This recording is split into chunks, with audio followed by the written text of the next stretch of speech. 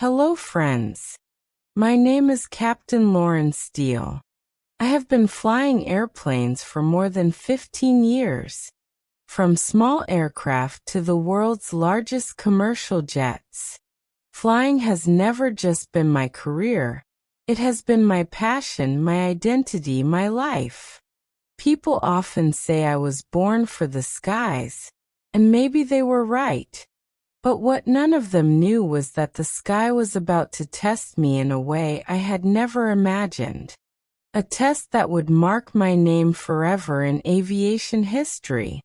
It was a crisp November evening when I reported for duty at JFK Airport in New York.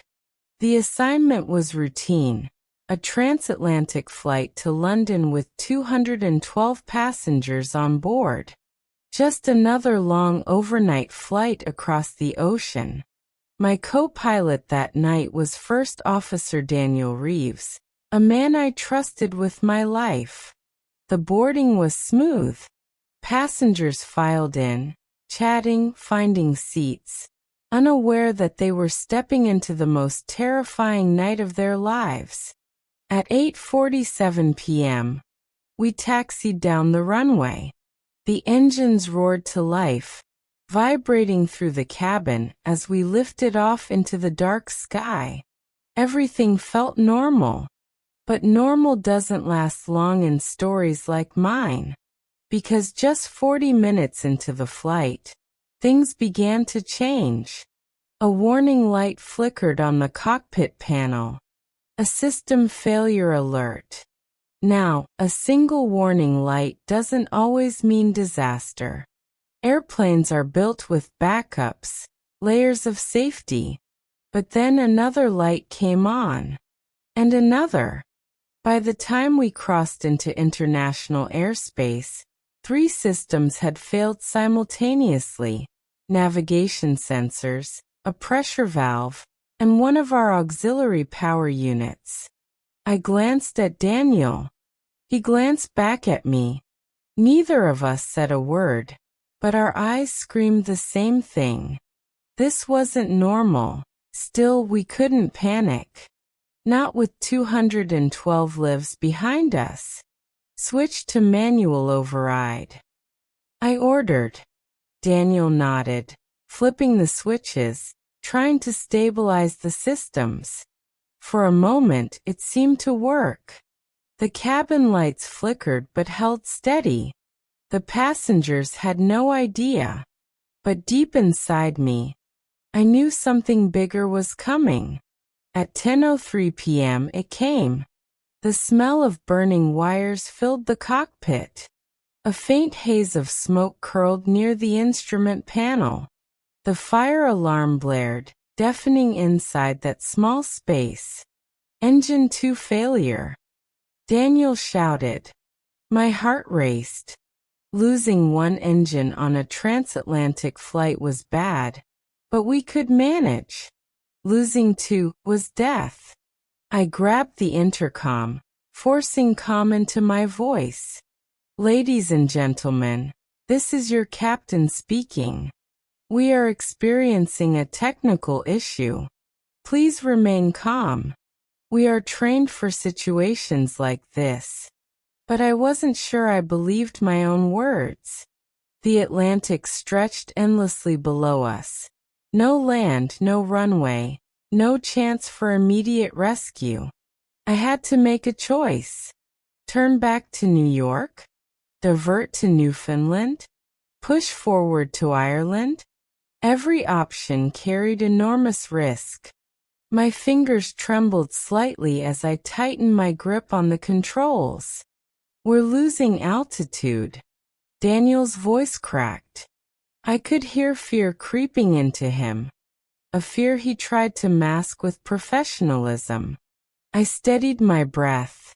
Not tonight. We are not going down tonight. Minutes turned to hours. Smoke filled the cockpit again and again, only to clear when we rerouted the systems manually. My uniform clung to my skin with sweat, my knuckles white against the control yoke. Every second felt like a countdown to disaster. At 1:15 a.m., the worst happened. A violent bang shook the aircraft, sending drinks flying in the cabin, screams echoing through the aisles. I didn't need to look, I knew. Engine 3 was gone. The plane dipped sharply. The ocean's dark surface rushed closer through the cockpit glass. For a split second, the image of my daughter flashed before my eyes, her small face smiling, waiting for me to come home. I couldn't let this be the end. Daniel, engage emergency thrust on engine 4. Now, I shouted. He slammed the lever forward. The jet screamed, rattling like a beast in pain. But slowly, painfully slowly, the descent stopped. We leveled off at 12,000 feet. The passengers clapped, thinking we had recovered. But I knew better. With one engine failing, and 3 already gone, we were running on borrowed time. I had one last chance. A sliver of hope. Shannon Airport in Ireland. Hundreds of miles away, but within reach, if luck was on our side. Set course for Shannon. I barked. Daniel obeyed. The plane creaked, groaned, as though protesting against the command. Minutes dragged. Every gust of wind felt like it would rip the plane apart. Passengers wept, prayed, held hands, whispering names of loved ones. The cabin crew struggled to keep order, but even they couldn't hide their fear. At 3:47 a.m., the runway lights of Shannon pierced the darkness.